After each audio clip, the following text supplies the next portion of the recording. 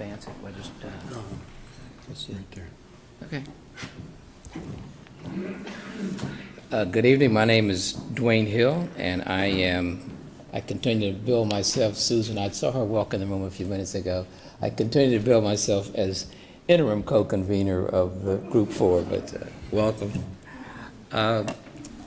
Group 4 is focused on regional transportation and networks with a focus on rail. And I'm going to spend a few minutes talking about some of the things that we've been talking about since the team came together and some ideas we have about the future. And I'm also going to use this opportunity to do a little recruiting. I think we are a work in progress still. We've had probably 10 to 15 members that have attended a couple of sessions, and also we have participated and talked about these mobility issues in the Resilient Futures training sessions that you heard Bill talk about earlier with Laz. And they've brought a real strategic focus, I think, to our deliberations. But we welcome those of you who are interested in transportation. The whole notion of mobility is, as we say here, is key. And we think about mobility in really a broad sense, not just physical mobility, but mobility of the workforce, mobility up and down the economic ladder. But mobility is the key if we're going to have that innovation center that they're working on really be successful.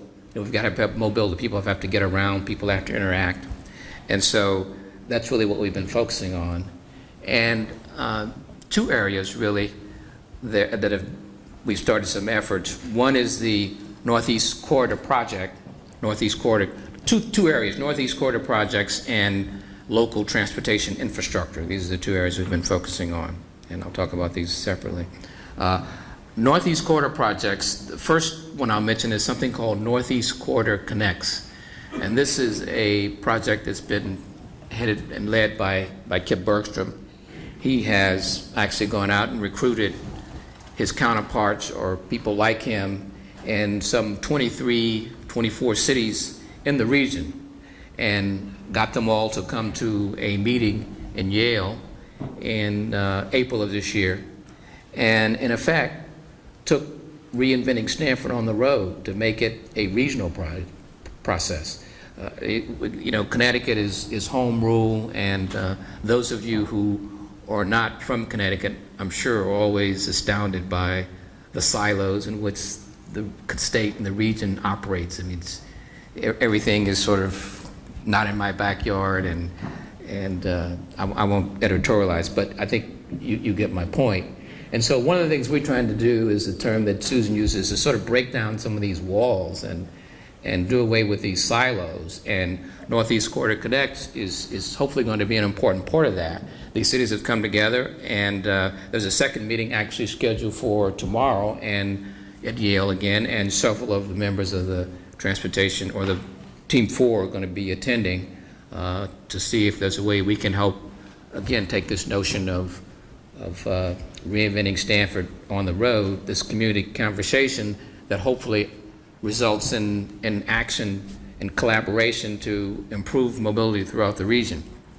One of the ideas that have come out of this initial meeting was an effort to leverage the federal rail investment in the region. There's going to be a tremendous amount of money spent on rail, and it makes sense for us, given our position on the Northeast Corridor network, to try to influence what happens and to make sure that Connecticut and certainly Stamford is well positioned to benefit from that. The other thing that's come out of this session of Northeast Corridor Connects is that is it the Department of Transportation that has issued the Sustainable Communities HUD. There's a Sustainable Communities grant that is going to be let in the not too distant future. Initially, $5 million grants to regions to help plan sustainable communities, in which transportation is a very key element of that.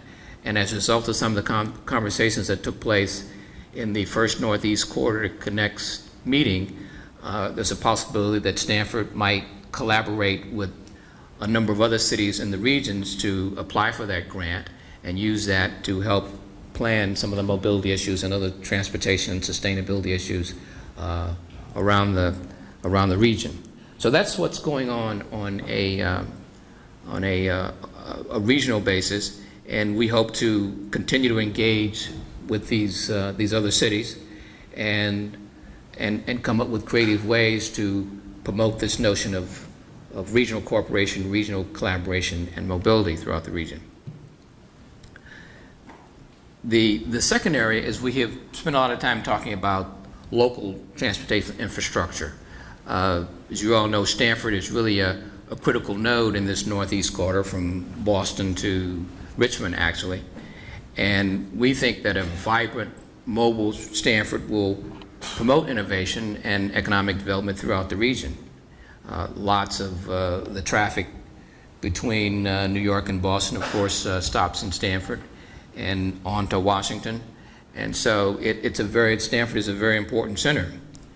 And, you know, we have a rail station here. The demand for the rail services at the transportation center is projected to rapidly outgrow the current capacity. So if that's the case, then, you know, we become a bottleneck and an impediment to innovation and growth. Again, if the transportation center doesn't work, it's going to be very difficult to get those entrepreneurs in and out of the innovation center. So this really is a very critical element in the growth and development of Stamford. And so failure to replace or to keep pace with the demand for the transportation center could result in a stifling of the growth and innovation of the city. And there are currently three infrastructure projects, transportation projects that are on tap right now that we're going to spend a little bit of time talking about. You're probably familiar with them. One is the Stamford Transportation Center. The other is, one is the Urban Transit Way, and then the Atlantic Street Underpass. And, you know, I have a slide here, I think, that shows the current schedule for, well, I got some pictures here first. This is the transportation center.